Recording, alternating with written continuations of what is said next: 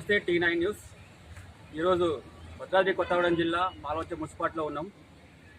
దివ్యాంగులుగా పుట్టడం మేము చేసిన తప్ప ప్రభుత్వం నుంచి సరైన సహకారం లేక కుటుంబ పోషణ ఆర్థిక భారమై ఎన్నో అవస్థలు పడి కుటుంబాన్ని పోషించుకుంటున్నామని చెప్పేసి వాళ్ళ యొక్క ఆవేదనని మనతో ఈరోజు పంచుకోవడానికి వచ్చారు. తెలుసుకుందాం ఈరోజు వాళ్ళ యొక్క సమస్యలు ఏంది, వాళ్ళ ప్రభుత్వం నుంచి వాళ్ళు ఏం కోరుకుంటున్నారో అడిగి తెలుసుకుందాం. చెప్పండి. నమస్కారం అండి, నా పేరు రమణయ్య. నేను డిజేబుల్ ఎంప్లాయీస్ యూనియన్లో భద్రాద్రి కొత్తగూడెం జిల్లా ట్రెజరీగా పనిచేస్తున్నా. నా రిజిగ్నేషన్ వచ్చి భద్రాద్రి మైసూరిలో కామాటికి పనిచేస్తాను, రామవరం హాస్టల్లో. వచ్చేసి గవర్నమెంట్ వచ్చి నాకు 2015 వచ్చిందండి జాబ్ అనేది. ఇప్పుడు నాకు ఇచ్చిండ్రు కానీ వాస్తవానికి ఏంటంటే పూర్తి దివ్యాంగులకి రావట్లేదు. అందే ఫలాలు నిజమైన వికలాంగులకు అందట్లేదు. వికలాంగులు ఉన్న వాళ్ళకి అందుతున్నాయి తప్ప వికలాంగులు 100% వాళ్ళకి ఇవ్వట్లేదండి గవర్నమెంట్. ఇంకోటి ఇప్పుడు బ్లైండ్ అంటారు, బ్లైండ్ అని దొంగ సర్టిఫికేట్ తీసుకొని జాబ్స్ తీసుకుంటున్నారు చాలామంది కూడా. మరి అప్పుడు ప్రభుత్వం ఎందుకు కట్టడి చేయలేకపోతుంది? మరి అందరికీ రిజర్వేషన్ ఇస్తున్నారు. ఎస్టీ వాళ్ళకి రిజర్వేషన్ అంటారు, బీసీ వాళ్ళకి రిజర్వేషన్ అంటారు. మరి వికలాంగులకు ఎందుకు రాజకీయ రిజర్వేషన్ ఇవ్వకూడదు? మాకు ఓట్లు ఎప్పుడైతే మేము కావాల్సి వస్తుంది. మరి ఓట్లు లేనప్పుడు మమ్మల్ని ఎందుకు పట్టించుకోండి గవర్నమెంట్? ఇప్పుడు పింఛన్ 4,000 ఇస్తారండి. 4,000 స్టెట్ మొదలైతే భార్య పిల్లలు ఎట్లా పోషించుకోగలరు? అదే వికలాంగులకి 4,000, అందరికీ 4,000. మరి ఎట్లా మేము ఎట్లా బ్రతకాలి చెప్పండి? మరి అందరికీ రిజర్వేషన్ ఇస్తారు, రాజకీయ 3%, 3% అది. మరి మాకు 3%, 5% ఎందుకు చేయకూడదు జాబ్స్లో? మరి అందరికీ అన్ని రిజర్వేషన్లు, అన్ని బిల్డింగ్లు అన్నీ ఇస్తుంటారు. మరి మాకు పక్కా భవనం లేదు వికలాంగులు. ఉన్నా కానీ రూమ్తో ఎవరి దగ్గర ఉంటుందో కూడా మాకు తెలియదు. ఇంకోటి ఏంటంటే ఇప్పుడు ప్రస్తుతానికి ఇప్పుడు ఆంధ్రప్రదేశ్లో ఇదివరకు ఒకప్పుడు ఉమ్మడి ఆంధ్రప్రదేశ్లో స్కిల్ డెవలప్మెంట్ అని పెట్టారు కంప్యూటర్ సెక్షన్స్. అట్లా మరి ఇక్కడ వికలాంగులు పెట్టవచ్చు కదా ట్రైనింగ్ ఇవ్వడానికి. అగరబత్తీలు కానీ, ఊది కడ్డీలు కానీ, చాపీసులు తయారు చేసి పరిశ్రమకి అదే గవర్నమెంట్ నిధులు ఇచ్చేస్తే ఒక 10 మందితో ఒక ఫామ్ చేసుకుని నడిపించుకుంటారు కదా. మరి ఎందుకు గవర్నమెంట్ చేయలేకపోతుంది ఈ విషయాలు? అంటే మీకు కనపడకనా, లేకుంటే వాళ్ళతో మాకు ఏం పని అని? అంటే ఈ యొక్క సమస్యలు ఇంతకుముందు అధికారులకు కానీ గవర్నమెంట్ కానీ తెలియజేశారు? ఎన్నోసార్లు చేశామండి. గతంలో ఉన్న ఉమ్మడి రాష్ట్రంలో నుంచి కూడా ఇదే పోరాటం. మా సమస్య ఏముంది, వికలాంగులు కొంతమంది ఆఫీసర్లు మేము పోయి కలిస్తే ఏంటబ్బా ఏం చేయాలి మిమ్మల్ని, ఇప్పుడు మేము చేయము, ఏం చేస్తారు మీరు అన్న సందర్భాలు ఎవరికి నాకే ఎదురైంది.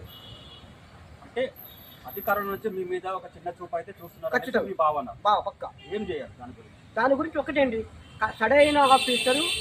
ఇప్పుడు పై అధికారి కట్టుకుంటే కింద అధికారులు కూడా కట్టుకుంటారు. పై స్తంభ పిల్లరే కరెక్ట్ లేనప్పుడు స్లాబ్ వేస్తే స్లాబ్ ఏమాగుద్ది? పై వ్యవస్థలో మార్పు రావాలి. మెయిన్ సమస్య పై వ్యవస్థలో మార్పు రావాలి. నేను లంచాలు అనేది పోవాలండి. లంచాలు పోతే అంటే మీ దగ్గర కూడా లంచాలు అడుగుతున్నారా? అది పక్కా జరుగుతుంది. ఇప్పుడు ఒక సదరం సైడ్ చూడండి, నేనున్నా ఒక ఆయన ఉండు, ఒక కన్ను అవుతాడు, ఒక కన్ను అవుపడుద్ది. కొద్దిగా ఒక పర్సంటేజ్ కావాలనుకోండి, ఒక 5,000, 10,000 పడేస్తే ఇచ్చేస్తారు.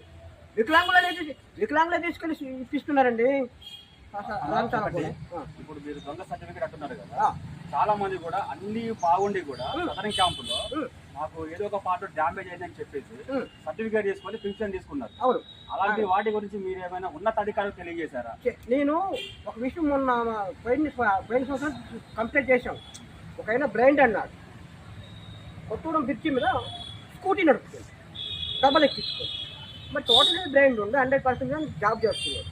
మరి స్కూటీ ఎట్లా బండి ఎట్లా నడిపాడు? ఇటొక లారీ మధ్యలో పోనిచ్చాడు బండి. మరి ఎట్లా? మరి దానికి గవర్నమెంట్ కనపడలేదా? దీంట్లో ఏంటంటే కొంతమంది అధికారులు ప్లస్ కొంతమంది వికలాంగులు కుమ్మక్కై చేస్తున్నది. ఇదైతే పక్కా. ఇప్పుడు నేను జాబ్ చేయాలి. యాక్చువల్లీ బ్లైండ్ కామాటి ఇవ్వకూడదు. కింద హెల్పర్ ఇస్తే ఎట్లా? నేను ఎట్లా చేయగలుగుతా? నాకు ఆ పోస్ట్ ఇచ్చారు. నేను ఆ పోస్ట్ నుంచి అయినోదేమో నాకు వాచ్మెన్ పోస్ట్ ఇవ్వమని, అటెండర్ ఇవ్వమని అడుగుతున్నా. ఇవ్వని అంటున్నారు. రామవరం పోవాలి, నేను నాకు వచ్చే జీవితంలో 10,000 ఇవ్వాలి అక్కడ మనిషికి పెట్టి. మరి మాకు గవర్నమెంట్ మాకు ఇచ్చే ఉద్యోగం మాకు చేతనే పని చెప్తే మేము చేయగలుగుతాము. చెప్పకుండా నువ్వు మనిషిని పెట్టాల్సిందే, నువ్వు రావాల్సిందే ఖచ్చితంగా అంటే మరి మా పరిస్థితి ఏంటి? మరి గవర్నమెంట్ మరి ఇచ్చే బదులు ఇదంతా ఎందుకు శుభ్రం ఒక బొచ్చిస్తే అందరం కూర్చుంటాం కదా, రైల్వే స్టేషన్ దగ్గర అక్కడక్కడ కూర్చొని అడుక్కొని తింటుంటాం కదా. ఈ పింఛన్ 4,000 కూడా గవర్నమెంట్ మిగులుతాయిగా, వెళ్ళిపోతాయి కదండి. ఇప్పుడు సంక్షేమ బోర్డు ఉంది కదా, వికలాంగుల సంక్షేమ శాఖ ఉంది. ఆ శాఖ నుంచి మీకేమైనా సంక్షేమ పథకాలు ఏమైనా మీ దాకా వస్తుందా, అక్కడ ఆగిపోతుంది? వాస్తవానికి ఏంటంటే వికలాంగుల సంక్షేమ కార్పొరేషన్ అనేది ఉంది, కానీ దానికి సరైన నిధులు ఉండవు.